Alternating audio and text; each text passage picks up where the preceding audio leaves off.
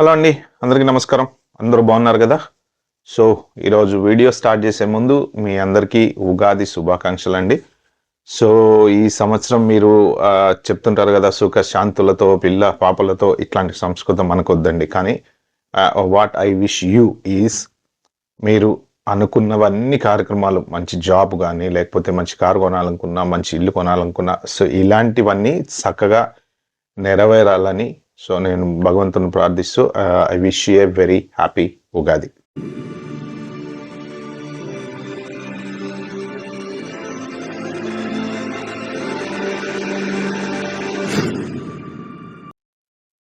Hi, hello అండి, welcome to Yog stack. Thank you for supporting my videos. ఎవరైనా channel first time వచ్చినట్టుంటే subscribe చేసుకోండి. అలాగే లైక్ ఇవ్వటం మాత్రం మర్చిపోద్దు. వీడియో మీకు నచ్చితే మాత్రం ఒక 4 షేర్ అయితే చేయండి. సో ఇంక వాళ్ళకి టాపిక్లోకి వెళ్తే, యాక్చువల్గా చాలామంది కన్ఫ్యూజన్లో ఉన్నారు. బేసిక్గా ఏంటంటే గ్రీన్ కార్డ్ వాళ్ళని మొత్తం ఇంకా రచ్చ అసలు మీడియా ఛానల్స్ అని ఎరగదీసేస్తున్నాయి. అసలు గ్రీన్ కార్డ్ వాళ్ళందరినీ ఎల్లగొట్టేస్తున్నారంట, గ్రీన్ కార్డ్ వాళ్ళని డిపోర్ట్ చేస్తున్నారంట, గ్రీన్ కార్డ్ వాళ్ళని ఎయిర్పోర్ట్లో పట్టుకొని ఫామ్ సైన్ చేయించుకుంటున్నారంట అని. నేను ఆల్రెడీ దీని మీద ఒక 2-3 వీడియోస్ పెట్టాను. మిమ్మల్ని ఫామ్ సైన్ చేయమంటారు, కానీ సైన్ చేయాల్సిన అవసరం లేదు. అది కూడా నేను మీకు క్లియర్గా చెప్పాను. ఇప్పుడు కొంత న్యూస్ ఎలా సర్క్యులేట్ అవుతుంది అంటే, యాక్చువల్గా ఫ్లైట్లో ఎప్పుడైతే యూఎస్లో ల్యాండ్ అవుతున్నామో, ఆ ల్యాండ్ అయ్యే ముందే ఫ్లైట్లో జనరల్గా మనం ఇండియాలో ల్యాండ్ అయ్యేటప్పుడు మనకి ల్యాండింగ్ కార్డ్ ఇస్తారు కదా, అలాగే యూఎస్లో ల్యాండ్ అయ్యేటప్పుడు ఆ ఫామ్ I-407 అనుకుంటాను, ఇంతమంది చెప్పాను మీకు. ఆ ఫామ్ ఫ్లైట్లోనే ఇచ్చేస్తున్నారు మీకు అని చెప్పి కూడా సర్క్యులేట్ అవుతుంది. మరి అది ఎంతవరకు నిజము ఎంతవరకు కాదనేది నాకు కరెక్ట్గా తెలియదండి. నేను చాలా చోట్ల విన్నాను నేను ఇది. మీకు ఆ ఫామ్ ఇస్తే మిమ్మల్ని సెల్ఫ్ వాలంటరీగా మీ గ్రీన్ కార్డు మీరే వద్దు నాకు అని సైన్ చేసిన ఫామ్ సైన్ చేసి వాళ్ళకి అబాండన్ ఆఫ్ గ్రీన్ కార్డ్ అనమాట అది. సో మీకు రైట్ ఉంది, గ్రీన్ కార్డు ఉంది అంటే మీరు పర్మనెంట్ సిటిజన్, మీకు రైట్ ఉంది. వాళ్ళ ఏది ఇమిగ్రేషన్ జడ్జి కనుక మీ కార్డు క్యాన్సిల్ అయిందని చెప్పే వరకు మీకు రైట్ ఉంటుంది అని చెప్పేసి చాలామంది అటార్నీస్ వాళ్ళు చెప్తున్నారు. మీరేంటంటే తొందరపడి ఆ ఫామ్ సైన్ చేస్తే ఆబ్వియస్లీ ఇంకా మనం చేసేది ఏం లేదు. ఎవరన్నా బై మిస్టేక్ భయపడో టెన్షన్ పడో ఫామ్ సైన్ చేస్తే మీకు ఇంకా మీ వైపు నుంచి మీరు అటార్నీకి అప్రోచ్ అయ్యే ఛాన్స్ కూడా ఉండదు అని చెప్పి వాళ్ళు చెప్తున్నారనమాట. సో మిమ్మల్ని ఎవరైనా ఏదైనా ఫామ్ సైన్ చేయమన్నారు అంటే మాత్రం మీరు సైన్ చేయకండి. దీని మీద నేను వీడియో ఇంతకుముందు చేసి ఒకసారి కావాలంటే మళ్ళీ వెళ్ళా చూడండి. ఇప్పుడు టాపిక్ ఏంటంటే, అసలు గ్రీన్ కార్డు ఎవరెవరికి ప్రాబ్లం అవుతుంది ఎయిర్పోర్ట్లో, జనరల్గా ఎవరిని ఆపుతున్నారు, ఎవరిని డిటైన్ చేస్తున్నారు, ఎవరిని వెనక్కి పంపిస్తున్నారు, ఎందుకు ఇలా జరుగుతుంది అనేది ఒక్కసారి క్లారిటీగా చూసుకుంటే, ఫస్ట్ థింగ్ ఇమ్మీడియట్గా మనకి విజిట్ వీసా మీద వచ్చి 6 months ఉంటుంది కదా, 6 months అయిపోయిన తర్వాత ఓవర్ స్టే చేసి యుఎస్ సిటిజన్ని పెళ్లి చేసుకుని గ్రీన్ కార్డ్ అప్లై చేశారు అంటే వాళ్ళు అక్కడి నుంచి అక్కడే కన్వర్ట్ అయిపోయారు అనమాట. అలాంటి వాళ్ళకి ఖచ్చితంగా ప్రాబ్లం అవుతుంది. ఎందుకంటే ప్రాబ్లం ఎక్కడొచ్చింది, వాళ్ళు విజిట్ వీసా మీద రావడం తప్పు కాదు, పెళ్లి చేసుకోవడం తప్పు కాదు, గ్రీన్ కార్డ్ అప్లై చేయడం తప్పు కాదు. మధ్యలో ఓవర్ స్టే గ్యాప్ ఏదైతే ఉందో అది వాళ్ళకి ఇప్పుడు ఎఫెక్ట్ అవుతుంది. సో తప్పు ఎలా చేసినా తప్పు, ఎన్ని రోజుల నుంచి నడిచింది ఇప్పుడు నడవలేదు. సో రిటర్న్ ఎయిర్పోర్ట్ వేరే కంట్రీకి వెళ్ళి వాళ్ళు కనుక మళ్ళీ ఈ కంట్రీకి వస్తున్నప్పుడు అప్పుడు వాళ్ళు మీ స్టేటస్ ఏంటి, మొన్న ఒక వైఫ్ అండ్ హస్బెండ్ని ఆపారంట, మీ స్టేటస్ ఏంటి అంటే ఆమెకి ఏ స్టేటస్ లేదు, ఆమెకి పాస్పోర్ట్ లేదు, నేను గ్రీన్ కార్డ్ అప్లై చేసి ఆ స్టేటస్లోనే ఉన్నా అని మళ్ళీ వాళ్ళు అప్పుడు చెక్ చేస్తే ఏంటంటే ఈమె విజిట్ వీసా మీద వచ్చింది, ఓవర్ స్టే ఉంది, పెళ్లి చేసుకుని వీసా అప్లై ఏది గ్రీన్ కార్డ్ అప్లై చేసింది. సో అలాంటి వాళ్ళకి ప్రాబ్లం. నెక్స్ట్ ఇంకోటి, మోర్ దెన్ 1 year కనుక మీరు అవుట్ సైడ్ ద కంట్రీ ఉంటే ఆబ్వియస్లీ ఇంకా డౌటే లేదండి, ఖచ్చితంగా ప్రాబ్లం అయితే వస్తుంది.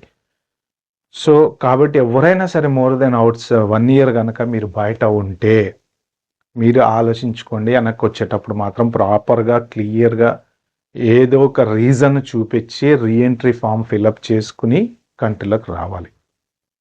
సో వాళ్ళకి మాత్రం ప్రాబ్లం అవుతుంది, వాళ్ళని కూడా డీటైన్ చేస్తున్నారు.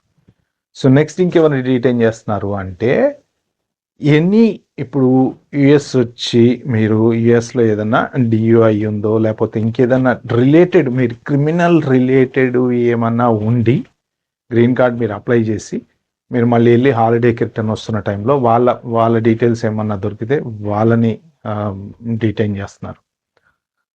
నెక్స్ట్ 6 months దాటిన వాళ్ళు ఎవరైనా ఉంటే, అంటే వీళ్ళని డీటెయిల్ ఏం చేయట్లేదు, కానీ పేరెంట్స్ ఉన్నారు కదా, మెయిన్ ప్రాబ్లం ఎక్కడొస్తుందంటే పేరెంట్స్కి చాలా మంది కూడా గ్రీన్ కార్డులు అప్లై చేశారండి. వాళ్ళు ఏంటంటే రావచ్చు పోవచ్చు, వీళ్ళు ఇండియాకి తిరగలేక వాళ్ళు అందిపించుకుంటున్నారు. ఫ్రాంక్గా చెప్పాలంటే వాళ్ళ వాళ్ళ లైఫ్ ఏంటంటే మన పేరెంట్స్ది ఏదో రిటైర్ అయిపోయారు, ప్రశాంతంగా వాళ్ళ బతుకాలు బతుకుతున్నారు. పిల్లలు వాళ్ళ కోసం పోవాలి, వాళ్ళ కోసం పిల్లలు పోవడం కాదు. సో చివరికి అలా అయిపోయింది. ఇప్పుడు వీళ్ళు కదలకుండా వీళ్ళు మాత్రం ఇక్కడ ఉంటారు. వాళ్ళని ఏంటంటే ఇప్పుడు వాళ్ళ చలికాలం ఏం బతుకుతారు, ఆ మంచులో స్నోలో ఇవన్నీ వేసుకొని పాపం ముసలోళ్ళు వాళ్ళ బాధలు ఏముంటాయి. అందుకని వాళ్ళు ఏం చేస్తున్నారంటే వింటర్ మొత్తం ఇండియాలో ఉన్నారు, గ్రీన్ కార్డ్ స్టేటస్ పోకుండా ఉండడానికి సమ్మర్లో యూఎస్ వస్తున్నారు.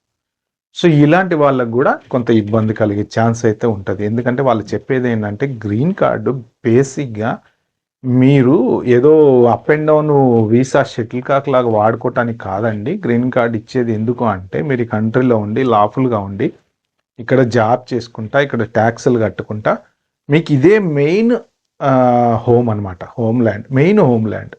అంటే మీకు ఇప్పుడు ఇండియా సెకండరీ హోమ్ ల్యాండ్, ఇది మెయిన్ హోమ్ ల్యాండ్ అయి ఉండాలి. ఇక్కడ ఉండాలి, ఇక్కడ ఉద్యోగం చేసుకోవాలి, ఇక్కడ ట్యాక్సులు కట్టాలి, హాలిడేస్కి మాత్రం మీరు వెళ్ళి రావచ్చు, నో ప్రాబ్లం. కానీ మన వాళ్ళు ఏంటంటే చాలామంది దాన్ని ఒక టూరిస్ట్ వీసా లాగా వాడుతున్నారు. సో అందుకని చెప్పేసి అలాంటి వాళ్ళందరినీ ఎవరైతే ఉన్నారో అవన్నీ క్యాన్సిల్ చేయడానికి వీళ్ళు ప్లాన్ చేసి డీటైన్ చేస్తున్నారు. కానీ జనరల్గా ఏంటంటే న్యూస్లో ఎలా సర్క్యులేట్ అవుతుంది ఇది అంటే ప్రతి గ్రీన్ కార్డ్ హోల్డర్ని పట్టుకొని తవ్వి బయటకు పంపిస్తున్నారు. ఇంకా గ్రీన్ కార్డ్ ఉన్నా కానీ శాశ్వతం కాదు. జేడీ వ్యాన్స్ చెప్పాడు కదా ఒక వీడియోలో, నేను ఇంతకుముందు లాస్ట్ వీడియోలో మీకు చెప్పాను, అది మీకు పెట్టాను కూడా ఆ వీడియో. గ్రీన్ కార్డు ఉన్నంత మాత్రాన మీరు ఈ కంట్రీలో శాశ్వతంగా ఉంటారు, ఈ కంట్రీ పౌరులు కాదు అని. అంటే ఆయన ఉద్దేశం చెప్పడం ఏంటంటే గ్రీన్ కార్డు ఉంది కదా అని మీరు ఇష్టం వచ్చినట్టు బిహేవ్ చేయకూడదు. మీరు ఏంటంటే లాఫుల్గా ఉండండి, లాఫుల్గా ట్యాక్స్ కట్టండి, లాఫుల్గా బతకండి, మిమ్మల్ని ఎవడేమనడని ఆయన చెప్తే దాన్ని పట్టుకొని మన వాళ్ళు మొత్తం ఎలా క్రియేట్ చేశారంటే అసలు గ్రీన్ కార్డు ఉన్న వాళ్ళు అందరిని ఎలాగొట్టేస్తున్నారంట అని క్రియేట్ చేశారు. ఇప్పుడు మీరు కావాలంటే చూడండి, న్యూస్ చూడండి, యూట్యూబ్ ఓపెన్ చేసి ఒక్కసారి గ్రీన్ కార్డ్ అని కొట్టండి, మీకు ఎన్ని వీడియో న్యూస్ వస్తాయో వాళ్ళందరూ ఇవే చెప్తున్నారు. ఇంకేంది, గ్రీన్ కార్డు ఉన్నా కానీ ట్రంప్ వెళ్ళగొట్టేస్తున్నాడు, గ్రీన్ కార్డు ఉన్నా కానీ అక్కడ బతకలేము, గ్రీన్ కార్డు ఉంటే శాశ్వతం కాదు. వాళ్ళు చెప్పేది ఎవ్వరు కరెక్ట్గా అర్థం చేసుకొని సర్క్యులేట్ చేయట్లా, అంతా రాంగ్ వేలో సర్క్యులేట్ చేస్తున్నారు. సో మీ గ్రీన్ కార్డు వాళ్ళు ఎవరైనా సరే టెన్షన్ పడే పని లేదండి. ఒక్కటే మీరు టెన్షన్ పడాల్సింది ఏంటంటే ఏమైనా సరే పాత క్రిమినల్ హిస్టరీ ఏదైనా ఉన్నా ఓకే, ఏది గ్రీన్ కార్డ్ అప్లై చేసిన వాళ్ళు కానీ గ్రీన్ కార్డు ఉన్న వాళ్ళు కానీ డియూఐలు ఉన్నా క్రిమినల్ హిస్టరీలు ఉన్నా ఇట్లాంటివి ఏమన్నా ఉంటే మాత్రం మీ అమ్మడబడే ఛాన్స్ అవుతుంది. అది కూడా గ్యారంటీ ఏం లేదు. Still you have a right to refuse. Even ఎయిర్పోర్ట్లో మీరు సంతకం పెట్టమన్నా నేను పెట్టాను అనొచ్చు, నాకు లాయర్ కావాలని అనొచ్చు, నేను లాయర్తో మాట్లాడాలనొచ్చు, ఏదన్నా అనొచ్చు. బట్ మోర్ దెన్ 1 year ఉన్న వాళ్ళకి ట్రబుల్ ఉంది, తర్వాత క్రిమినల్ రికార్డు ఉన్న వాళ్ళకి ట్రబుల్ ఉంది, ఓవర్ స్టే ఉన్న వాళ్ళకి ట్రబుల్ ఉంది, ఇలాంటి వాళ్ళకు ఉంది తప్ప జెన్యున్గా మీ గ్రీన్ కార్డు ఉండి ప్రాపర్గా మీరు ఉద్యోగం చేసుకుంటా మీరు ట్యాక్స్లు కట్టుకుంటుంటే ఎవడు ఆపుతాడు? ఎందుకు ఆపుతాడు? అసలు ఏ రీజన్ కింద ఆపుతాడు? ఏ రీజన్ కింద ఎందుకు వెళ్ళకూడతారు చెప్పండి? ఇప్పుడు ఒక కంట్రీలో మనం ఉద్యోగం చేస్తున్నాం ట్యాక్స్ కడుతున్నాం కదా, మరి ట్యాక్స్ కట్టేవాడిని ఎందుకు వెళ్ళగొడతాడు? వాడు ఇల్లీగల్గా ఉండేవాడిని వెళ్ళగొడతా అని చెప్తుంటే మన వాళ్ళంతా ఏంటంటే అందరు గ్రీన్ కార్డు వాళ్ళని తోలేస్తున్నారు, లారీలో పంపించేస్తున్నారంట.